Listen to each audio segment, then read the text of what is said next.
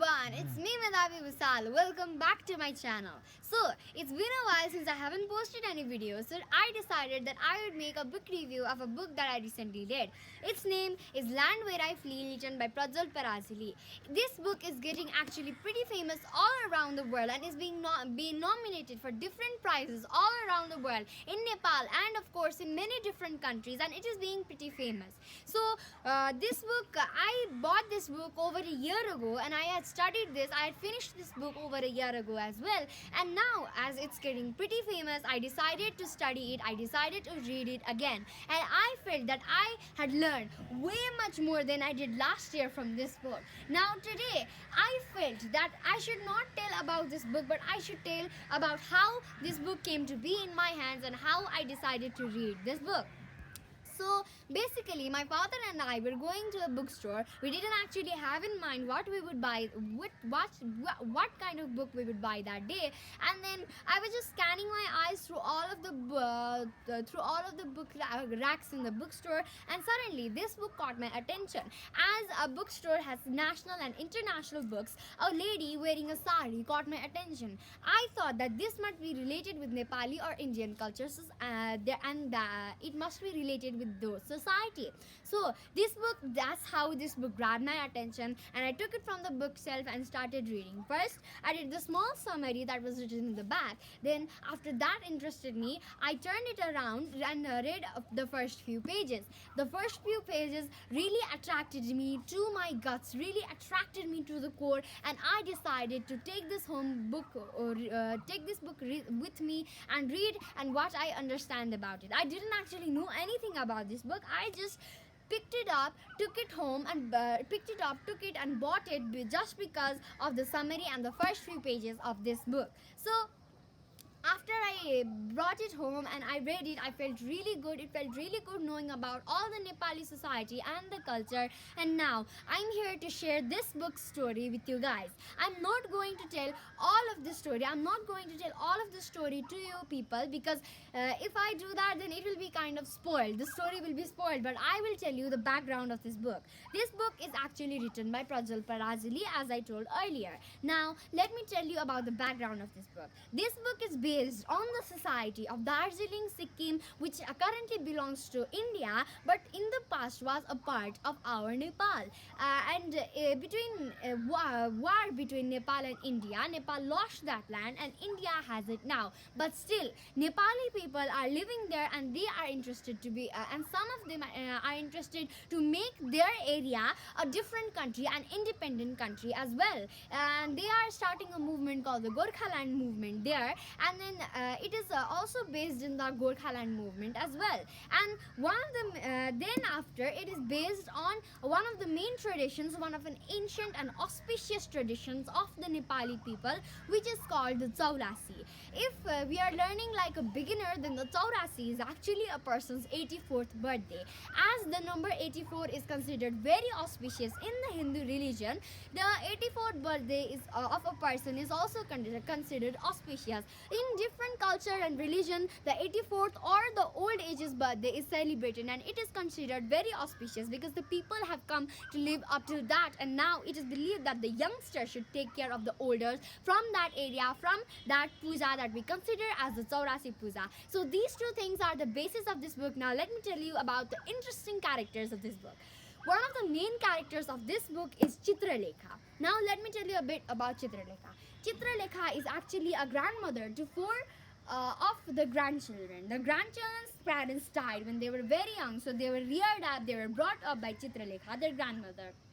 So Chitralekha's character is described as an arrogant character, but still a kind and loving character, and it's kind of a rebellious character who does not like to go with the society. As she was a very respected person, Chitralekha Neupane was a very respected person in the society, and she had a kind of political power, not formally but informally. Everybody in her society, in her village, obeyed her, and different kind of leaders also came during the different kind of leader came during the voting period for her to give her speeches about the parties, and she was pretty famous and pretty powerful in her area, in that society as well. So she had four grandchildren, and four grandchildren had a story of their own. one of them, Agastya, was actually a gay. If you might not know, in Nepal, Nepali culture, and in some of the backwards countries in the world, actually a person attracted with their same sex is not accepted in the society. We have to be attracted to the opposite sex, to the opposite gender, in order to be accepted by our society. That was just not accepted. And unfortunately for Agastya, Chitralekha's grandson, he was attracted to males, and he also had a boyfriend. After, in the later periods, once we dive into the story, this boyfriend comes to visit him for his grandmother's Chaurasi, and he has a pretty hard time keeping the secrets from his family. He sometimes really wishes that his family would understand his problems and just cooperate with him, but he was too hard to explain it after what happened to his sister. His sister Bhagwati also had a different story of her own. You see, Bhagwati was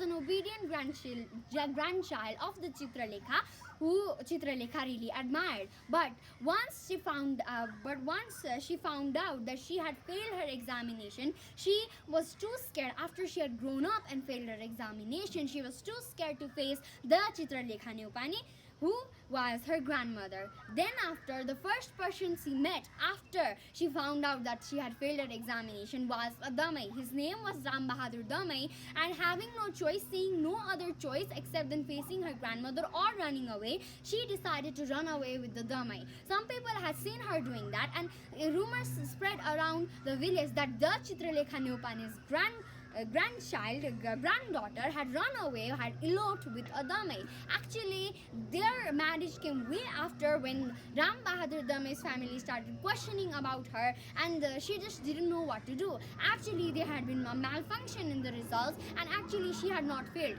so she had run away in vain. But after the village spread that kinds of rumor about her, she was afraid to face the village and the problems and the questions that the village would ask her. So she ran away. She ran away to Bhutan, and she managed a living there. And after that, after many years, she shifted to an abroad country. And after 18 years, she was finally visiting her village.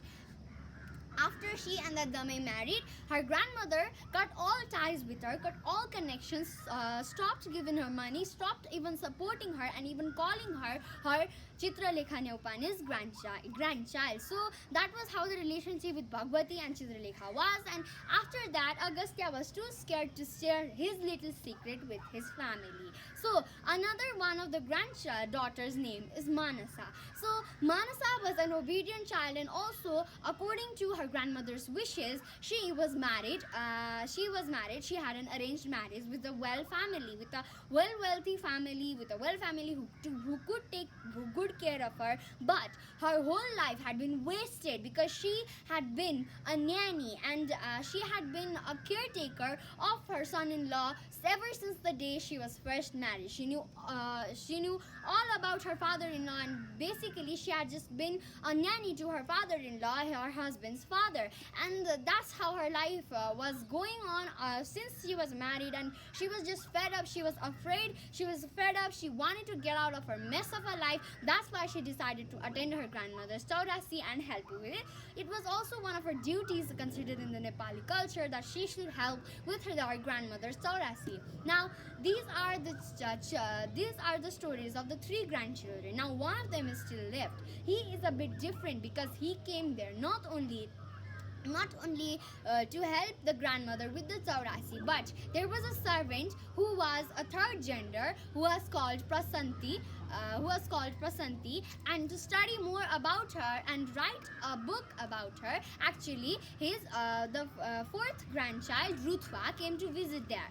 He also did not have any good relation with his grandmother. So when they were little, they were grown up with the belief that in the past their grandmother had been raped by somebody. Yes, there were rumors all around the village, and the grandmother actually accepted that she had been raped by somebody. So they ended up growing up with that rumor in their head, but they didn't actually believe it. So Rutva, after he was all grown up, became a writer, and one of his books starts with his grandmother's rape. So it was a pretty famous book. It became one of the bestsellers, and then only the family, only the Neopani family knew that it was Amma's rape, it was grandmother's rape that he described. So after that, relations with his grandmother started to slowly fade away, and he cut ties with all his family, and he was reuniting with his family after such a long and hard years, and after long and a hard time. So his grandmother was still angry with him, but he actually came to study about Prasanti, not actually help with grandmother Saurasi. He was actually very kind to Prasanti because when he was small, he used to pick on her just because she was different from all the other people living in the society. So he came there because he wanted to be there. He wanted to be there and stuff. And now you must read the book to find out what happened after they reunited with their family. After 4 of them reunited with their family, what happened after grandmother Saurasi happened? What happened to them? Did they change, or did they return back to their childhood self, which was so playful and so wonderful? You need to actually read this book, and to find out about Prasanti's role as well, you need to read this book.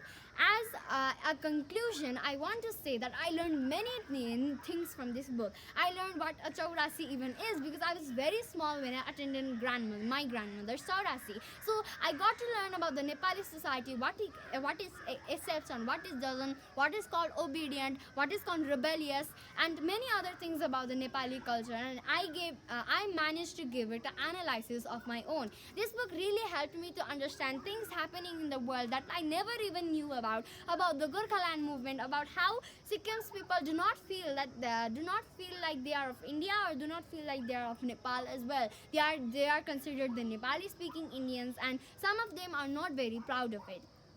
So that's many things I got to learn. I also got to know how a Chaurasi was actually performed in the house, and I got to know many things about the Nepali culture and society as well.